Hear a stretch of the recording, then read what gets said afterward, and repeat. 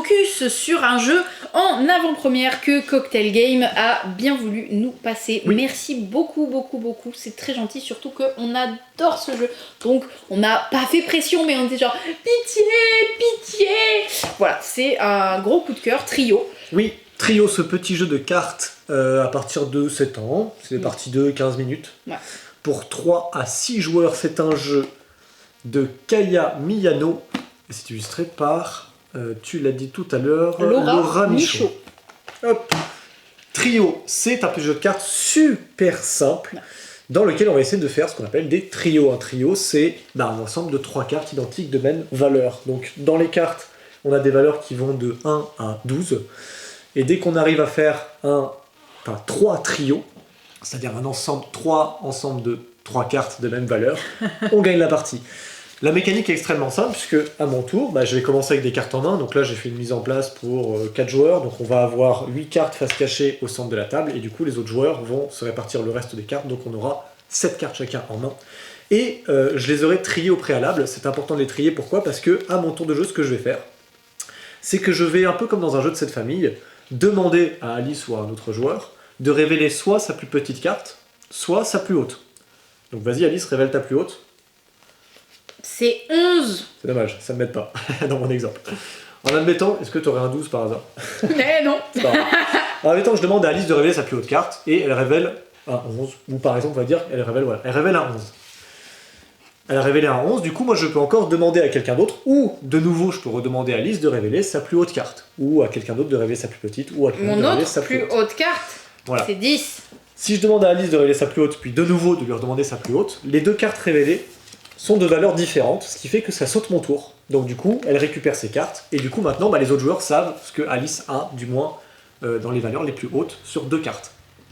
En admettant que j'ai demandé à quelqu'un de révéler sa valeur la plus haute, et qu'il ait révélé un 12, j'aurais pu également, plutôt que d'aller chercher les cartes chez les autres joueurs, révéler l'une des 8 cartes qui se trouvent au centre. Donc là, je vais dire, allez, je révèle cette carte-là. Oh, un 10. C'est un 10. C'est marrant, j'avais un 10 dans ma main. Il faut s'en Donc souvenir. là, comme j'ai demandé un 12 à quelqu'un qui l'a révélé et que j'ai révélé un 10, ça s'annule, donc maintenant j'ai Mais le prochain, il a vu qu'il y avait un 10 là. Exactement. Il sait que j'ai un 10 dans ma main. Et peut-être qu'il avait un 10 dans sa main. Tout à fait. En admettant que je demande à quelqu'un de révéler sa plus petite, c'est un 1.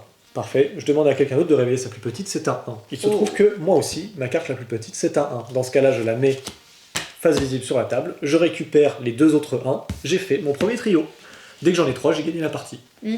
C'est aussi simple que ça, Trio, et c'est super cool. Pourquoi ? Parce que à chaque fois que vous demandez une carte à quelqu'un, vous donnez des informations aux autres, mais surtout vous allez pouvoir essayer d'aller piocher petit à petit plus vite les informations chez les joueurs, parce qu'en fait maintenant que j'ai fait mon trio de 1, vous ne savez plus quelle est ma carte la plus petite. Donc maintenant peut-être ma carte la plus petite, ça peut être 5 par exemple, parce qu'entre 1 et 5, je n'avais rien comme carte. Donc si vous cherchez les 5, c'est peut-être chez moi qu'il faut aller les prendre par exemple. Si des fois vous n'avez aucune idée de ce que les autres ont en main, pourquoi pas aller chercher au centre. Il y a une petite variante de jeu, alors notamment déjà il y a une autre manière aussi de gagner instantanément la partie, ça va être de faire uniquement, si jamais vous faites un trio de 7, qu'importe que vous ayez 3 trios, que c'est votre troisième, votre deuxième, votre premier, un trio de 7 c'est une victoire immédiate.